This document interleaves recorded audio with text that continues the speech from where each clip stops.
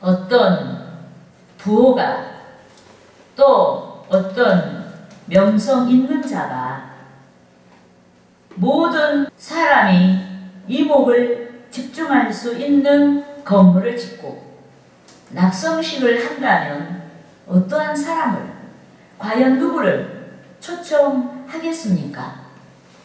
아마도 매우 신분이 높고 명성 있는 자들을 초청할 것입니다. 하지만 오늘 본문에서 의인화된 지혜는 오히려 어리석은 자, 지혜 없는 자를 초청했습니다. 여러분, 본문에서 의인화된 지혜는 하나님이시오, 주 예수 그리스도시오, 복음을 가리킵니다. 그리고 7 기둥으로 건축된 집은 주의 교회를 가리킵니다. 그런데 본문에서는 교회에서 나타난 구체화된 복음에 대하여 말씀했습니다. 그래서 교회를 출입하고 하나님께 예배하는 자가 복된 줄 믿습니다. 아멘. 그러므로 저는 교회가 가진 복된 비밀에 대해서 알아보고 성도 여러분과 함께 은혜를 나누고자 하는 것입니다. 할렐루야. 아멘. 따라하시겠습니다. 첫째로 교회는 7 기둥으로 이루어졌다. 여러분, 교회가 7 기둥으로 이루어졌다는 이 비밀을 우리는 알아야 합니다. 여러분, 본문 1절에는 7 기둥이 있는 거대하고 견고한 집에 대하여 말씀했습니다. 본문 1절 우리가 합독하시겠습니다. 지혜가 그의 집을 짓고 7 기둥을 다듬고. 아멘. 여러분, 이 세상에 존재한 모든 집은 무너집니다. 제 아무리 튼튼한 집도 무너져요. 후패하여 결국 무너집니다. 그런데 본문 1절에서 지혜자가 완전 숫자요 교회의 상징인 7 기둥이 있는 집을 지었습니다. 그래서 본문에서 7 기둥의 집, 즉 교회는 건축물의 교회가 아닌 영적인 교회를 가리킵니다. 인류의 대속을 이루신 예수 그리스도를 믿는 주의 지체인 성도를 가리킵니다. 그런데 주 하나님의 성령께서만이 그리스도를 발견하게 하십니다. 그래서 성령의 은혜 받은 자가 예수께 나아가 영접하고 그리스도의 몸된 지체가 되어 그리스도와 일체가 되는 것입니다. 그런데 성령의 은혜 받은 베드로가 주는 그리스도시요 살아계신 하나님의 아들이시니이다 라고 예수께 대한 신앙을 고백했습니다. 그래서 그는 영적으로 주 예수 안에 거하는 자유, 주 예수의 지체로서 일체가 되었습니다. 그런데 그리스도와 일체가 된 지체인 성도마다 영원한 생명을 가졌습니다. 예수께서 영존한 영원히 존재한 생명이신 까닭에 주 안에 거하는 성도마다 영원한 생명의 능력으로 사망을 이기는 줄 믿습니다. 따라하시겠습니다. 마태복음 16장 18절 말씀. 또 내가 내게 이르노니 너는 베드로라. 내가 이 반석 위에 내 교회를 세우리니 음부의 권세가 이기지 못하리라. 여러분, 여기서 반석 위에란 구원자 예수에 대한 신앙 고백을 가리킵니다. 또 음부의 권세란 지하의 권세, 즉 죽음의 세력을 가리킵니다. 그래서 이 반석 위에 내 교회를 세우리니 음부의 권세가 이기지 못한다는 말은 예수 그리스도에 대한 분명한 신앙의 능력이 사망을 이긴다는 뜻인 줄 믿습니다. 이 때문에 예수께서는 불의한 세상에서 몸은 죽여도 영혼은 능히 죽이지 못하는 자들을 두려워하지 말라고 하셨습니다. 따라하시겠습니다. 마태복음 10장 28절 말씀. 몸은 죽여도 영혼은 능히 죽이지 못하는 자들을 두려워하지 말고 오직 몸과 영혼을 능히 지옥에 멸하실 수 있는 이를 두려워하라. 여러분, 세상의 권력자들은 그 힘을 선하게 사용하는 것보다 악하게 사용하는 자들이 더 많습니다. 권력을 유지하거나 또 더 높은 권력을 쟁취하기 위해 거짓말을 하고 또 거짓을 감추기 위해 거짓의 비밀을 알거나 거짓을 들추려고 하는 자들을 핍박합니다. 핍박의 연장선상에서 검은 권력자들에 의해서 의인들이 실종되거나 죽임을 당합니다. 하지만 그들이 미치는 권력의 한계는 이 세상을 초월할 수가 없습니다. 오히려 그들은 이 세상을 초월하여 계신 절대자로부터 불지옥의 심판을 받습니다. 이 때문에 검은 권력자들과 불법이 난무한 작금의 우리나라 현실에서 저와 여러분이 위로를 받아야 합니다. 성도가 여기 모인 우리가 무너지지 아니한 일곱 기둥의 영원한 교회, 즉 영원한 하나님의 나라에 소속한 까닭에 우리는 위로를 받아야 하는 줄 믿습니다. 믿습니까? 아멘. 특히 여기 모인 우리는 주 하나님의 성령이 우리 곁에 오셔서 우리의 위로자가 되시고 도와주시는 능력을 믿고 절망의 환경에서 절망의 시국에서 기도해야 합니다. 또 하나님의 성령이 기도하는 자에게 역사하시고 기도하는 자에게 믿음을 굳건하게 하시기 때문에 완전하신 주를 의지하고 우리는 기도해야 하는 것입니다. 할렐루야. 아멘. 따라하시겠습니다. 둘째로 교회는 잔치가 벌어지는 곳이다. 여러분, 사람이 사는 곳에는 어디서든지 양식을 위한 곡물을 파는 마트가 있습니다.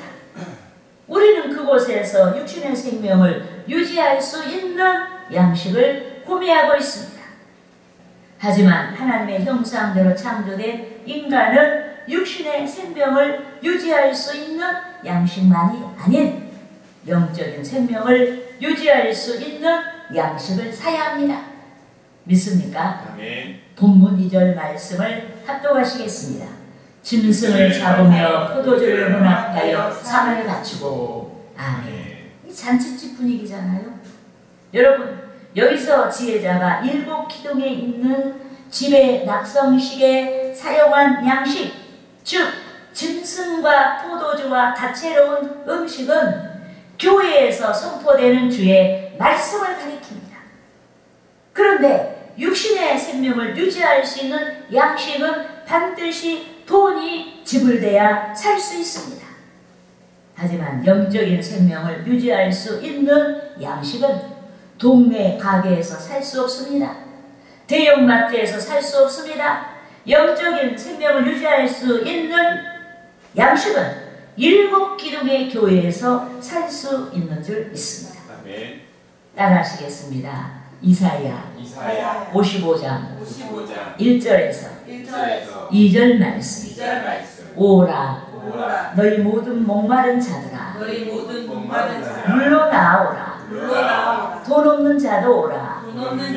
너희는 와서 사 먹되 돈 없이 값없이 와서 포도주와 젖을 사라. 너희가 어찌하여 양식이 아닌 것을 위하여 은을 달아주며 배부르게 하지 못할 것을 위하여 수고하느냐. 내게 듣고 들을지어다. 그리하면 너희가 좋은 것을 먹을 것이며 너희 자신들이 기름진 것으로 즐거움을 얻으리라. 믿습니까? 여러분, 하나님의 집에는 법궤가 있습니다. 주의 몸된 교회에서 발견된 법궤같이 성령의 조명을 따라 말씀을 선포하는 종들이 있습니다. 그런데도 믿지 아니한 자들은 영적인 양식이 있음에도 그것의 실제를 알지 못하고 그것의 능력을 알지 못한 까닭에 영적인 양식을 구하지 아니합니다. 또 믿는 자 중에는 영적인 양식의 능력을 알고 영적인 양식의 실체를 알고 있으면서도 육신의 양식, 육신의 것을 추구하다가 영적인 양식을 구하지 아니하고 먹을 기회를 잃어버립니다. 그리하여 그들이 영적인 기갈을 피할 수 없게 된 것입니다. 따라하시겠습니다. 아모스 8장 11절 말씀. 주 여호와의 말씀이니라. 보라, 날이 이를지라. 내가 기근을 땅에 보내리니 양식이 없어 주림이 아니며 물이 없어 가람이 아니요 여호와의 말씀을 듣지 못한 기간이라. 여호와의 말씀을 듣지 못한 기간이라. 믿습니까? 여러분, 세속적인 풍요가 영적인 굶주림을 해소할 수 없습니다. 금으로 은으로 보석으로 세속적인 모든 것을 가지고도 영적인 굶주림을 해소할 수 없습니다. 오히려 영적인 풍요가 세상의 굶주림과 절망을 해소할 수 있는 능력인 줄 믿습니다. 또 세상의 권력이 영적인 능력을 대신할 수가 없습니다. 오히려 영적인 능력이 세상에 미쳐나 모든 상황을 극복할 수 있는 능력입니다. 믿습니까? 그러므로 누구든지 교회를 사랑해야 합니다. 교회에서 선포된 말씀으로 영적인 축복으로 세상을 이길 수가 있어야 하는 것입니다. 할렐루야. 따라하시겠습니다. 셋째로 교회는 죄인된 인간을 깨닫는 자들의 기업이다. 여러분, 지혜자는 기둥이 7개나 되는 견고한 집에 낙성식에 여정을 보내서 많은 사람들을 초청하도록 했습니다. 본문 3절 말씀을 합독하시겠습니다. 자기의 여정을 보내어 성중 높은 곳에서 불러 이르기를. 아멘. 여러분, 지혜자는 여종에게 성중 높은 곳에서 많은 사람들을 초청하도록 했습니다. 여기서 여종은 초대교회에서는 사도들이요, 또 오늘날 목사요, 복음 전하는 모든 자들을 가리킵니다. 그런데 지혜자는 여종에게 높은 곳에서, 낮은 곳이 아닌 높은 곳에서 복음 앞으로 나올 자, 교회로 나올 자를 초청하라고 했습니다. 여기서 높은 곳은 모든 사람이 바라볼 수 있는 공개적인 장소예요. 모든 사람들이 외치는 말을 가장 명료하게 들을 수 있는 공개적인 장소를 가리킵니다. 그래서 성도는 받은 복음을 은밀하게 자기만 믿지 말고 모든 사람들이 들을 수 있도록 전파해야 하는 줄 믿습니다. 아멘. 따라하시겠습니다. 디모데후서 4장 2절 말씀. 너는 말씀을 전파하라. 때를 얻든지 때를 얻든지 못 얻든지 항상 힘쓰라. 범사에 오래 참음과 가르침으로 경책하며 경계하며 고나라. 믿습니까? 여러분, 성령의 조명의 은혜를 따라 주 예수를 믿는 자들은 본문 3절과 같이 성중 높은 곳에서 즉 누구에게나 복음을 전파합니다. 가장 넓은 범위까지, 자기가 처한 입장에서 가장 넓은 범위까지 복음을 전파합니다. 하지만 어떤 이는 초청에 응하지 아니하고 어떤 이는 기꺼이 초청에 응합니다. 그런데 초청에 응하지 아니하는 자는 자기 의를 주장합니다. 나 복음 없이도 돼. 나 예수 안 믿어도 돼. 나 교회 안 나가도 돼. 나는 충분히 의롭게 살고 있어. 나는 잘 살고 있어. 이렇게 자기 의를, 자기 부요를 주장합니다. 이 때문에 그들은 교회 나와 주의 대속의 터 위에 자신을 세우려 하지 않습니다. 하지만 기꺼이 초청에 응한 자들은 주의 대속의 터 위에 자신을 세우려 합니다. 죄인된 인간을 통감하고 회개합니다. 주 예수의 사죄의 은총 안에 거하고자 회개합니다. 따라하시겠습니다. 마가복음 2장 17절 말씀. 예수께서 들으시되 그들에게 이르시되 예수께서 들으시고 그들에게 이르시되 건강한 자에게는 의사가 쓸데없고 병든 자에게라야 쓸데있느니라. 나는 의인을 부르러 온 것이 아니요 죄인을 부르러 왔노라 하시니라. 예수님이 의인을 부르러 오지 않았다는 말은 이 세상에 의인이 있다는 얘기가 아니에요. 그렇게 너희를 높이는 자들은 이 교회의 기업을 가질 수가 없다는 얘기예요. 구원의 기업을 가질 수 없다는 얘기입니다. 여러분, 건강한 자는 자칭 의인이라고 하고 또 스스로 의인된 자는 그리스도께서 베푸신 사죄의 은총을 구하지 아니합니다. 하지만 병든 자는 자기 스스로가 병들었다고 시인하는 이 죄인된 자는 사죄의 은총, 주의 온전하신 은혜를 갈구하는 자인 줄 믿습니다. 아멘. 그렇지만 스스로 의인이다라고 하는 자들은 주 예수께서 이루신 십자가의 대속을 믿는 자들이 어리석고 지혜롭게 보입니다. 그들은 사죄의 은총을 구하는 자들이 어리석고 지혜롭게 보입니다. 본문 4절 말씀을 합독하시겠습니다.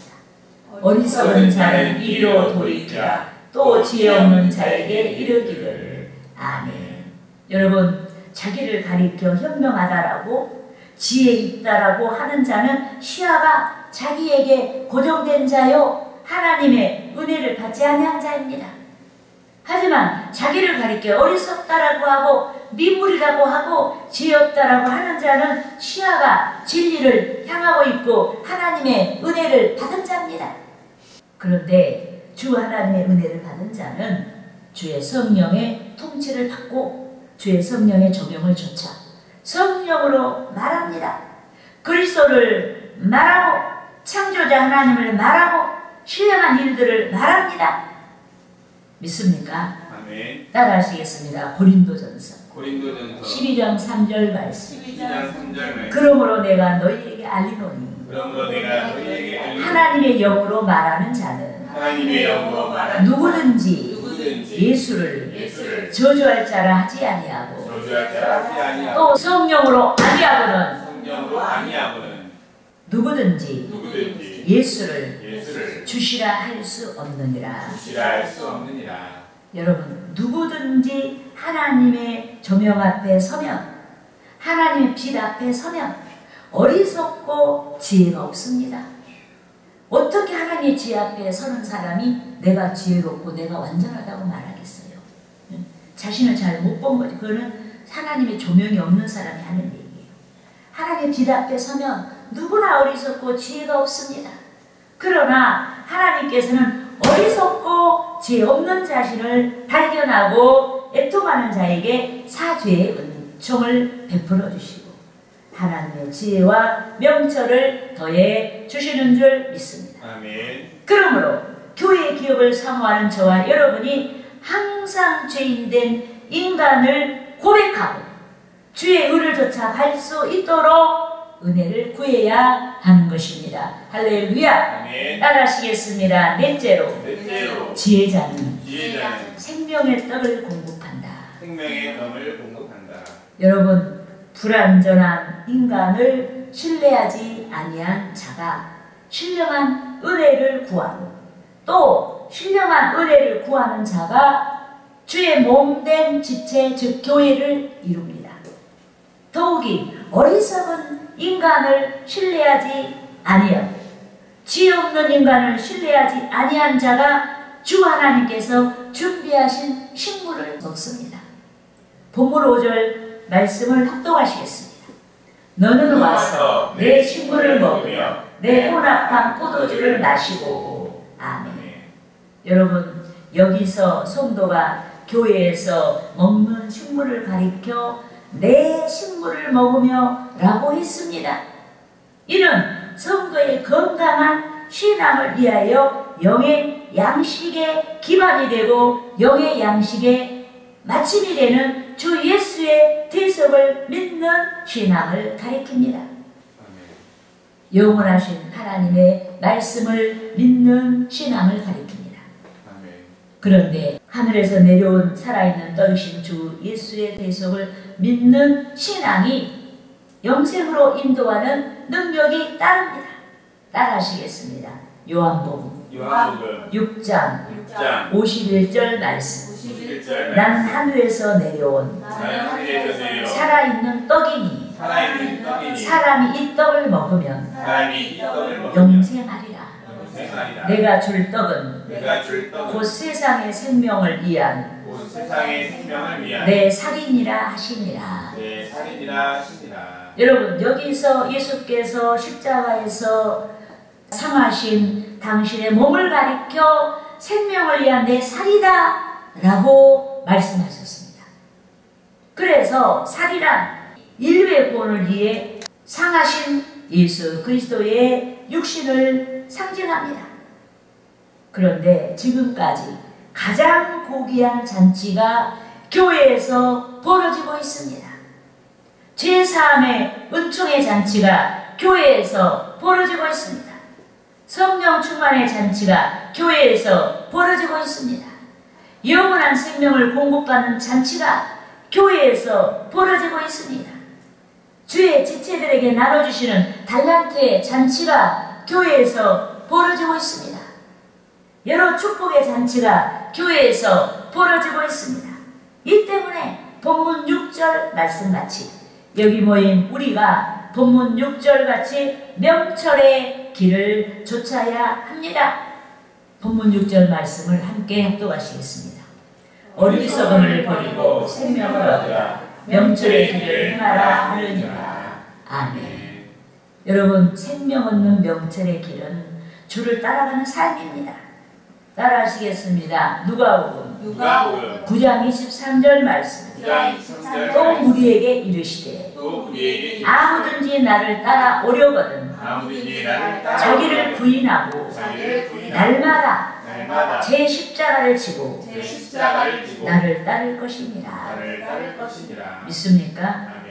여러분, 자기를 부인하고 날마다에 하루도 빠지지 말고 날마다 제 십자가를 지는 것이 주를 따라가는 삶입니다. 그러니까 내가 예수님 때문에 여러분, 우리는 좋은 의미에서 부담을 느낄 수가 있어야 돼요. 내가 이래도 되나? 주님이 나에게 영원한 생명을 주시려고 십자가에 고난당하셨는데 내가 이래도 되나? 내가 이렇게 기도하지 않아도 되나? 이만큼 해도 되나? 내가 이 정도 헌금을 해갖고 안 되겠는데? 내가 이렇게 전도하지 않아도 되나? 이런 어떤 부담을 느껴야 돼요. 그러면서 그 부담을 극복하기 위해서 우리는 성령을 의지하고 기도해야 됩니다. 이것이 주를 따라가는 삶이에요. 그런데 하루만이 아닌 날마다 제 십자가를 지고 순종하는 이러한 삶을 살아야 됩니다.